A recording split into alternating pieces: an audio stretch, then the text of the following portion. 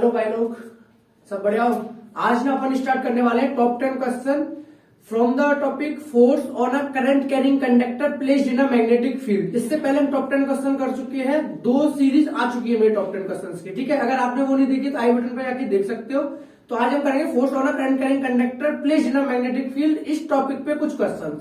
ठीक है, तो जो सबसे पहला क्वेश्चन है जो कि अपन करने वाले हैं,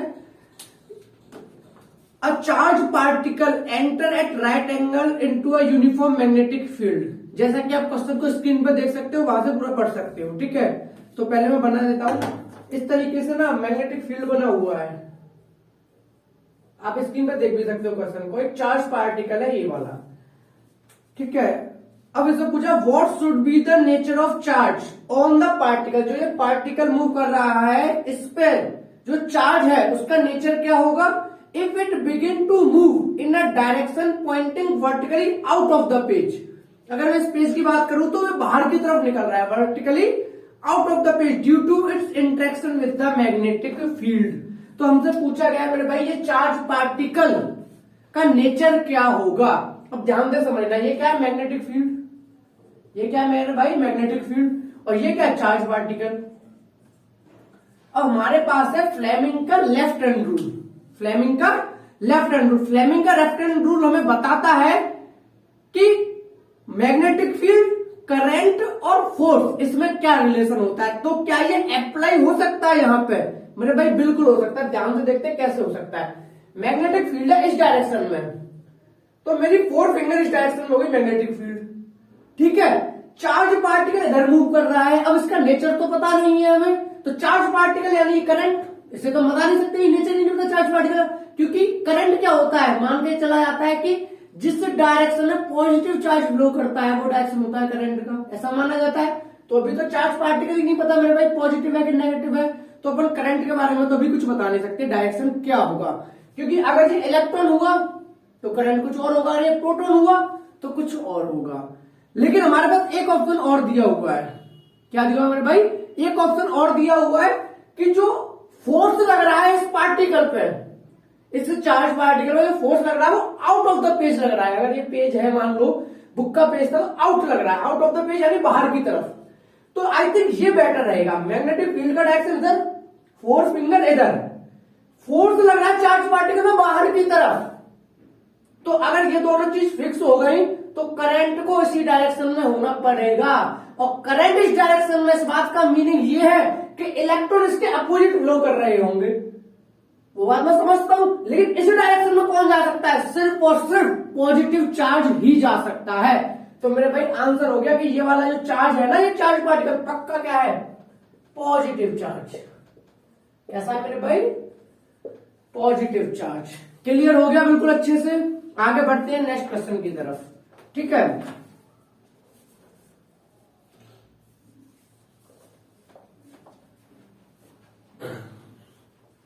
अब देखो second question, what is the force on a current carrying wire that is parallel to a magnetic field, give reason for your answer.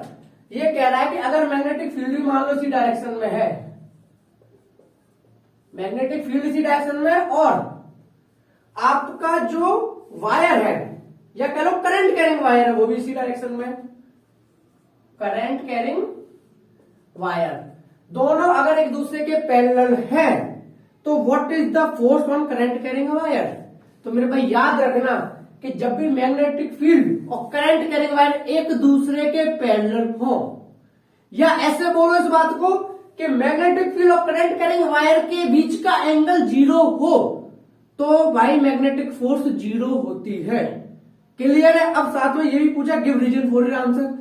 इसका जवाब मैं एक फॉर्मूले से दे सकता हूं। फॉर्मूला होता है F equals to q v B sine theta. ठीक है मेरे भाई, q v B sine theta. Where जो ये थीटा होता है ना मेरे भाई, वो थीटा होता है angle between the q and B.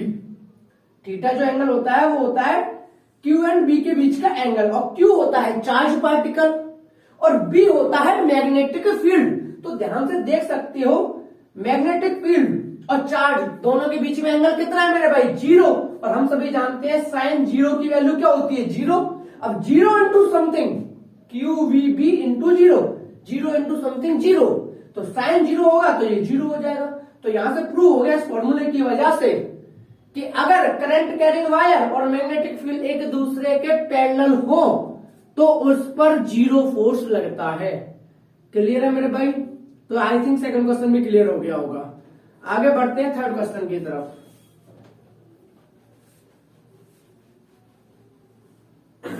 Third question कह रहा है which way does the wire in the diagram below tends to move.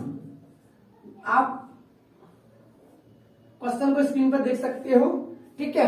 Current flow कर रहा है इधर, अब देखो किधर मूव करेगा, ध्यान से देखना। फ्लेमिंग का लेफ्ट हैंड रूल लगेगा मेरे भाई, north to south, north to south. Current कहां जा रहा है? नॉर्थ टू साउथ, नीचे की तरफ मान लो, 4 फिंगर नीचे गई। करंट कहां जा रहा है? इधर, इधर तो जा नहीं रहा। लो भाई, करंट कहां जा रहा है? इधर। तो अब ज्यादा बेटर है, करंट कहां जा रहा है? इधर। और मैग्नेटिक का north to south, magnetic field north to south, current जा रहा है इधर। तो मेरे भाई फोर्स कहां लग रही है? इनटू द बोर्ड, बोर्ड के अंदर की तरफ। तो आंसर क्या हो जाएगा? Into the board. अगर आप बुक पे पढ़ रहे हो तो into the page, into the page, ठीक है। या लिख लो डाउनवर्ड डायरेक्शन, पेज के डाउनवर्ड डायरेक्शन में,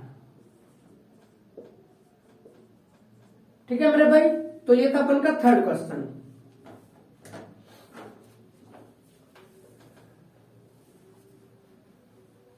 आगे बढ़ते हैं फोर्थ क्वेश्चन की तरफ।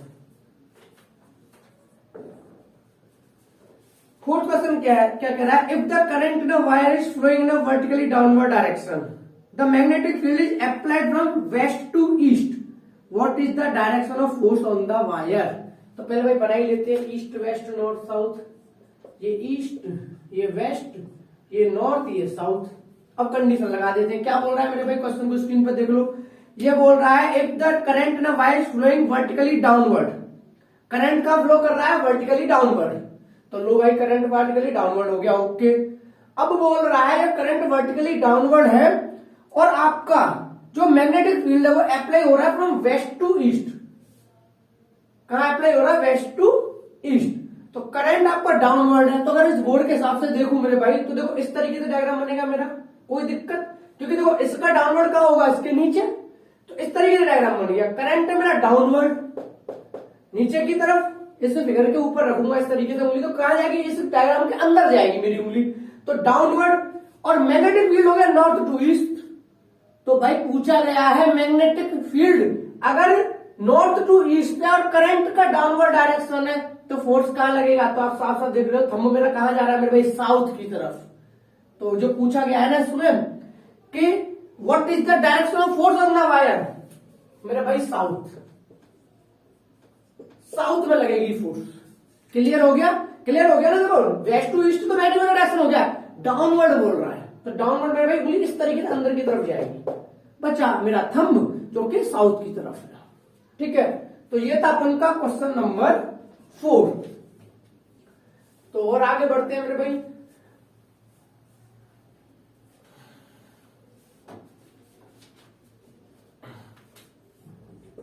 क्वेश्चन नंबर 5, इसमें क्या बोला गया है? Which way does the wire in the diagram below tends to move. फिर से वही, इससे पहले भी हम ऐसा कर चुके हैं मेरे भाई। साउथ इधर है, नॉर्थ इधर है, करंट जा रहा है इस तरफ। और अभी इससे पहले वाला भी क्वेश्चन कर चुके हैं, ये रिपीट ही हो रहा है एक तरीके से, थोड़ा सा चेंज कर दिया मेरे भाई। देखो पहले क्या था? नॉर्थ ऊपर था, साउथ नीचे था, बस इतना फर्क था। डायरेक्शन तो वही है करंट का, नॉर्थ टू साउथ। लो मेरे भाई, करंट कहां है? इधर। तो देखो बढ़िया करके सेट हो गया।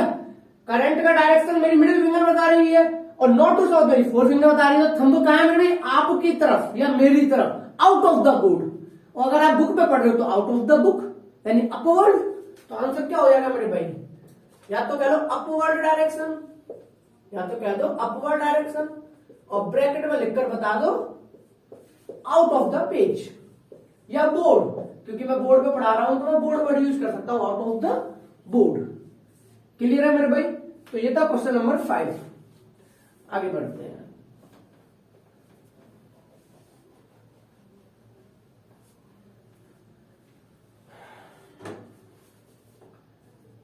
Question number 6। तो क्वेश्चन नंबर 6 में क्या है? मोटर का डायग्राम बना हुआ है, वो बना देता हूं मैं। ये नॉर्थ है और ये साउथ है। ठीक है। अब इसके अंदर इस तरीके से इन्होंने रेक्टेंगल बना दिया। ठीक है मेरे भाई, ओके ओके, नो प्रॉब्लम। दे भाई ऐसा बना दिया। अब कह रहा है in a simple electric motor of given below the coil rotate anti clockwise. Coil rotate कर रही है एंटी क्लॉकवाइज। एंटी क्लॉकवाइज मतलब क्या होगा, ये नीचे की तरफ जा रहा होगा मेरे भाई, ये ऊपर की तरफ जा रहा होगा। मतलब अगर मैं इस बुक की बात करूं तो एंटी क्लॉकवाइज मतलब इस पे तो फोर्स नीचे लगेगी, इस पे फोर्स ऊपर लगेगी, तभी तो देखो एंटी क्लॉकवाइज जाएगी। एंटी क्लॉकवाइज कब जाएगी, जब मेरे भाई इस वाले हाथ पे, इस वाली जगह पे मेरी फोर्स नीचे लगेगी, इस पे ऊपर लगेगी, तो अपने आप ही ये बुक एंटी क्लॉकवाइज घूमने लगेगी। तो वही कह रहा है कि एंटी क्लॉकवाइज घूम रही है, तो यार इसमें फोर्स लग रही होगी ना इधर साइड, इस वाले पे इस तरफ, इस वाले पे ऊपर की तरफ। ठीक है मेरे भाई, मैग्नेटिक फील्ड इधर नॉर्थ है, इधर साउथ है। ओके, तो कह रहा है कि भाई ठीक है, when current flow in the coil is the current flowing clockwise और एंटी क्लॉकवाइज। पूछ रहा है करंट कैसे फ्लो करेगा, क्लॉकवाइज करेगा या एंटी क्लॉकवाइज करेगा। फ्लेमिंग का लेफ्ट हैंड रूल लगा दो। मैग्नेटिक फील्ड का है नॉर्थ टू साउथ, लो उंगली कर दी अपनी, फोर फिंगर कर the north to south. Current कहा जा रहा है मेरे भाई, वो तो पता ही करना है, तो करंट को तो नहीं चेंज कर सकते, मिडिल फिंगर को भी पोजीशन नहीं दे सकते, पर थंब को तो दे सकते हो। मैग्नेटिक फील्ड है north to south, magnetic field है मेरे भाई नॉर्थ टू साउथ। फोर्स लग रहा है एंटी क्लॉकवाइज, यानी इस वाली आर्म पे नीचे, लो घुमा दो। आई थिंक ये बेटर हो गया। तो अब देखो magnetic field north to south, thumb पे जो डायरेक्शन ऑफ फोर्स जो थंब बता रहा है वो नीचे की तरफ, करंट का जा रहा है इस साइड, तो इस पे जो करंट जा रहा होगा मेरे भाई इस तरफ। तो या तो एक का पता चल गया, तो ऑब्वियसली जो करंट यहां से निकल गया तो कहां से आएगा, क्लॉकवाइज जाएगा। और चाहो तो यहां निकाल लो, यहां कैसे निकाल लो, यहां से भी निकाल लो, देखो प्रूफ हो जाएगा कि भाई डायरेक्शन ऑफ करंट इसी तरफ आएगा। देखो ध्यान से, north to south, north to south, इस पे फोर्स कहां लग रही है, ऊपर की तरफ, थंब कहां हो गया ऊपर की तरफ, करंट कहां आएगा बाहर, तो देखो आ नहीं रहा बाहर। क्लियर है मेरा, तो प्रूफ हो गया कि हमने बिल्कुल सही बनाया डायग्राम। तो हम यहां पे लिख देंगे करंट का डायरेक्शन मेरे भाई क्लॉकवाइज। तो हमसे यही पूछा गया था कि जो करंट है वो क्लॉकवाइज है या एंटी क्लॉकवाइज, तो क्या लिख देंगे मेरे भाई, क्लॉकवाइज डायरेक्शन। क्लियर है, आगे बढ़ते हैं क्वेश्चन नंबर 7 की तरफ।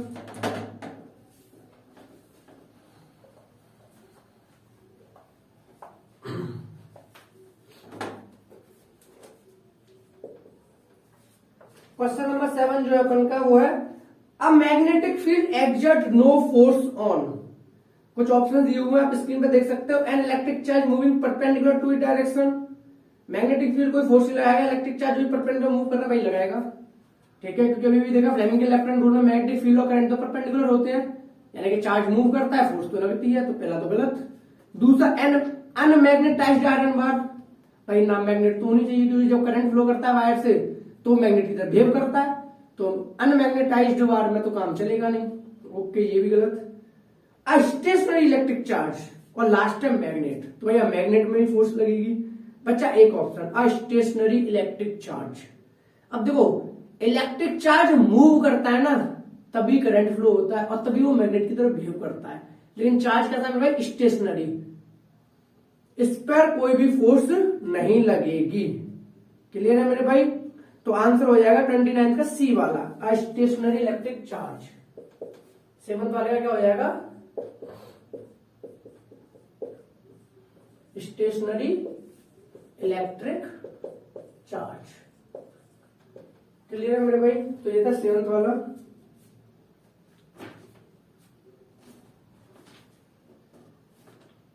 ठीक है, आगे बढ़ते हैं। आगे वाले को आप क्वेश्चन को स्क्रीन पर देख सकते हैं, 8th वाला। इसमें पूछा है electric motor is a device which transform mechanical energy to electrical, heat energy to electrical energy to heat energy और electrical energy to mechanical energy. I think देखो अभी मोटर का डायग्राम बनाया था, उसमें हम इलेक्ट्रिसिटी सप्लाई करते हैं और वो फोर्स की वजह से मूव करती है। जैसे अपन का फैन होता है, इलेक्ट्रिसिटी चलाई, पंखा रोटेट करता है, तो इलेक्ट्रिकल एनर्जी दी, पंखा कौन से मोशन कर रहा है, मूव कर रहा है, मैकेनिकल एनर्जी में कन्वर्ट हो गया। तो आई थिंक ये डी वाला बेस्ट होगा, electrical energy to mechanical energy. तो 8th वाले का हो जाएगा D, electrical energy to mechanical energy. Clear है मेरे भाई, आगे बढ़ते हैं क्वेश्चन नंबर 9 की तरफ। क्वेश्चन नंबर 9 अपन का, the force exerted on a current carrying wire placed in a magnetic field is zero. जो कि फोर्स लग रही है किसी करंट कैरिंग वायर पर जब वो मैग्नेटिक फील्ड में रखा गया है जीरो।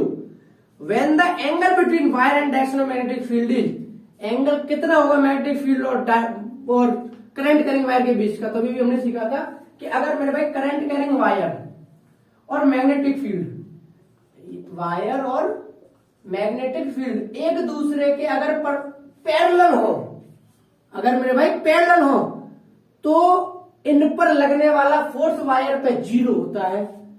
तो हमने देखा था कि जब थीटा जीरो हो, लेकिन अब आप कहोगे सर ऑप्शन में तो आंसर में जीरो है ही नहीं, तो क्या हो सकता है। देखो एक 45 एक 60 90 180, तो मेरे भाई 180 तो लग सकता है ना। मान लो करंट इधर फ्लो कर रहा हो, मैग्नेटिक डायरेक्शन ये हो, दोनों के बीच में कितना हो जाएगा थीटा 180। तो अगर नहीं है एमसीक्यू में जीरो तो 180 वाले को प्रायोरिटी दो, थीटा इक्वल्स टू 180। तो 9th वाले का आंसर कितना हो जाएगा मेरे भाई, theta equals to 180 degree. Clear है। अब अपन का लास्ट क्वेश्चन आ रहा है, क्वेश्चन नंबर 10।